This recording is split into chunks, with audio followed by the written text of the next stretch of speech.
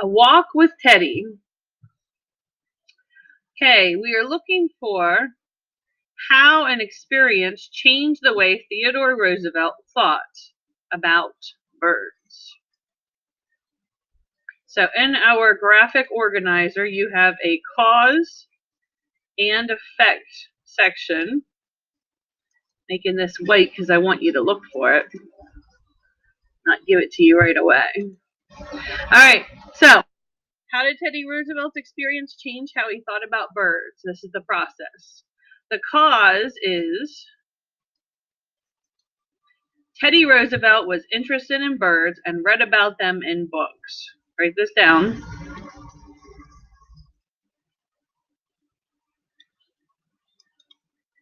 Now we're looking for what is the result or the effect of him being interested in birds and reading about them in books.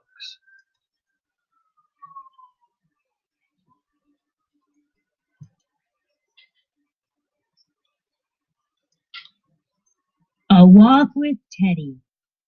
Not long after Theodore Roosevelt's camping trip to Yosemite, he took another trip to explore the outdoors. This time he went to England. Theodore Roosevelt, or Teddy as he was often called, had always been interested in birds of England, but he had only read about them in books. Roosevelt decided to take a walk in the countryside with a naturalist. He wanted to see the birds in person. While on his walk, one type of bird impressed him. He wrote of this encounter in his autobiography. Theodore Roosevelt was known for his love of the outdoors. Okay, so my highlighter. Theodore, as he was often called, had always been interested in birds of England, but he had only read about them in books. Okay, so that is the cause. Now, what is the effect of him reading about them in books and being interested in them? The effect is right here. Roosevelt decided to take, I'm not very good at this, am I? A walk in the countryside with a naturalist.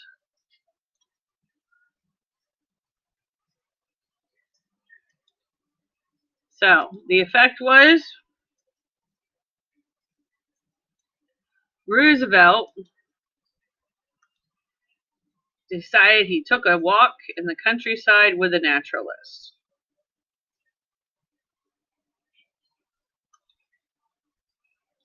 Okay, the next thing we're going to be looking for is the blackboard has a very musical song.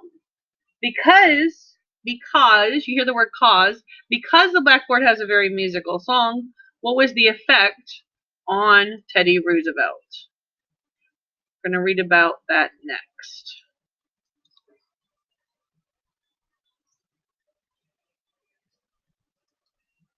June, Thursday the 9th, 1910.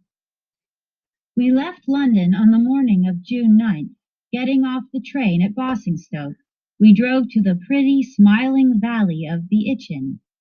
Here we tramped for 3 or 4 hours, then again drove, this time to the edge of the New Forest, where we first took tea at an inn, and then tramped through the forest to an inn on its other side, at Brockenhurst.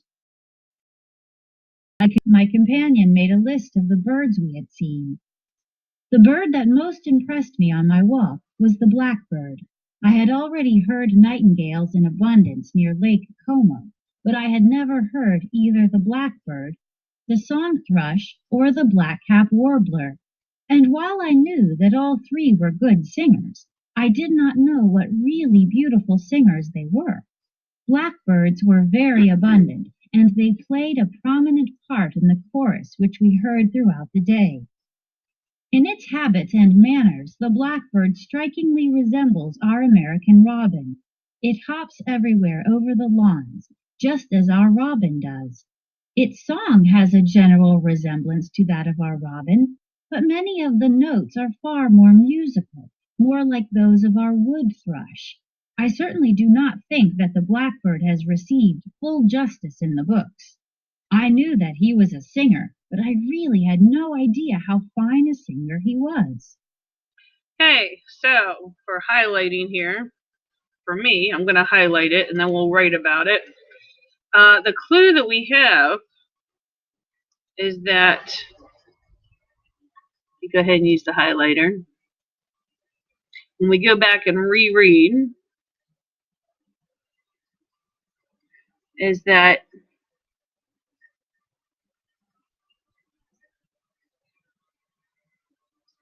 its song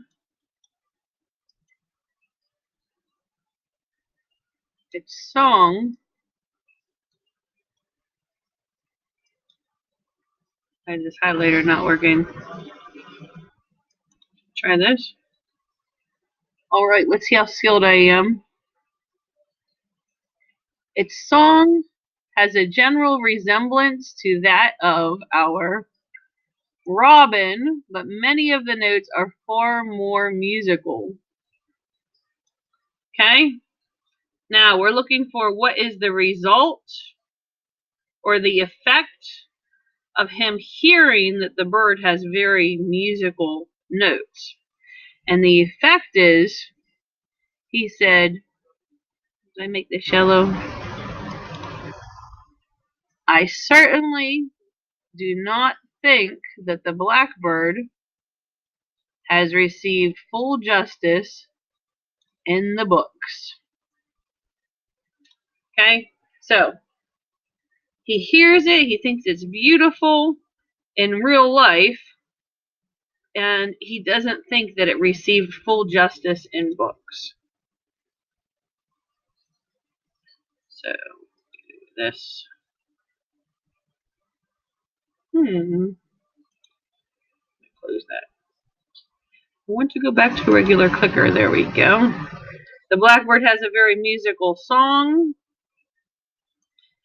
and in Teddy's opinion, he thinks that the books didn't do it justice. The next thing you're going to be looking for is after seeing and hearing the birds in the wild, what is the effect on Teddy Roosevelt?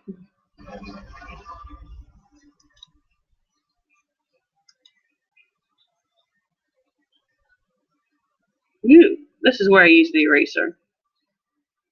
Let me get rid of these lines.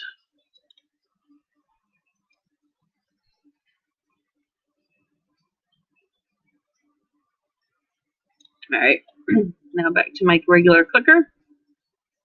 I hope. Alright. So, one more time. After seeing and hearing the birds in the wild, what is the effect? A man of action. Roosevelt realized that seeing and hearing these birds in the wild gave him more information than any book. He could see the birds in action. He could hear their calls to each other.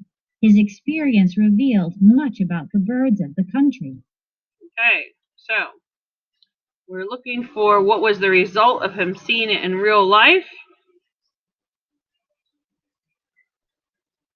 And the result is his experience revealed much about the birds of the country. He realized that seeing and hearing these birds in the wild gave him more information than any book. Okay, there we go. That's what we're looking for. After seeing and hearing the birds in the wild, he realized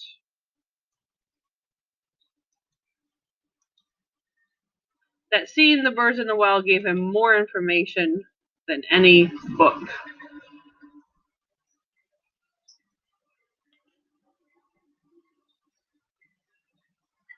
The next thing we're going to be looking for is Roosevelt continued to travel and study animals.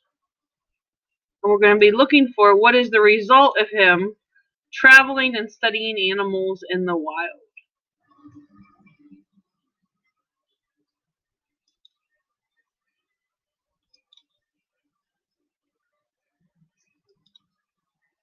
A man of action. A man of action. Roosevelt realized that seeing and hearing these birds in the wild gave him more information than any book. He could see the birds in action. He could hear their calls to each other. His experience revealed much about the birds of the country. Roosevelt continued to travel throughout his life. He took every opportunity to study animals in the wild, but his travels also showed him that habitats needed to be protected. In his years as president, Roosevelt worked to preserve land. He established 150 national forests, 4 national parks, and 51 bird reservations. These sites continue to protect the nation's wildlife. Roosevelt declared Crater Lake a national park. This lake is the deepest lake in the United States. It has a depth of 1,943 feet. All right, so the result, let's look at this. The cause was, see if I can get this highlighter to work. Roosevelt continued to travel throughout his life. He took every opportunity to study animals in the wild. We'll make that one yellow. But his travels showed him that habitats needed to be protected. As a result, in his years as president, not doing too well with this. In his years as president, Roosevelt worked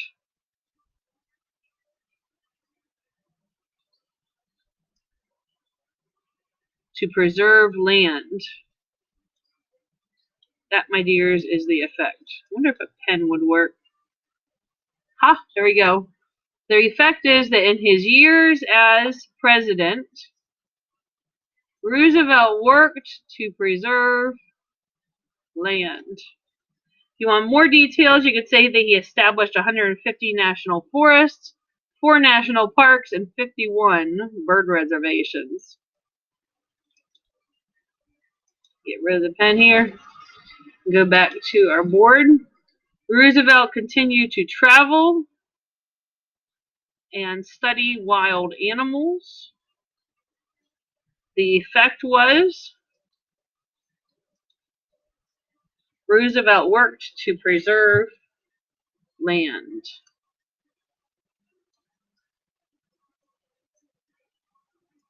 Make this look a little bit less confusing to you.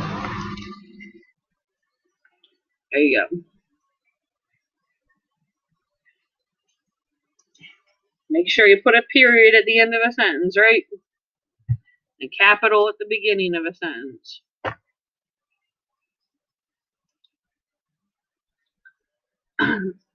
Alrighty.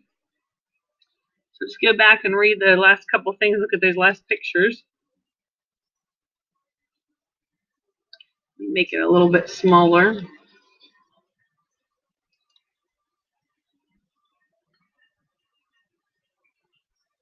So we read about Crater Lake.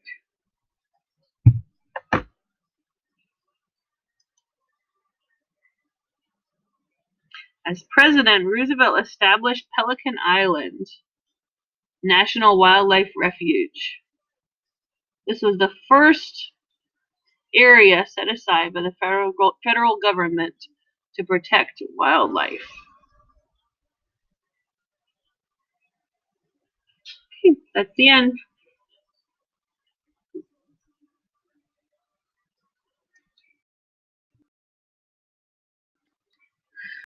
Oh, you can see how Roosevelt's experiences and decisions affected him. And being in nature, how being out in nature affected his thoughts and his ideas.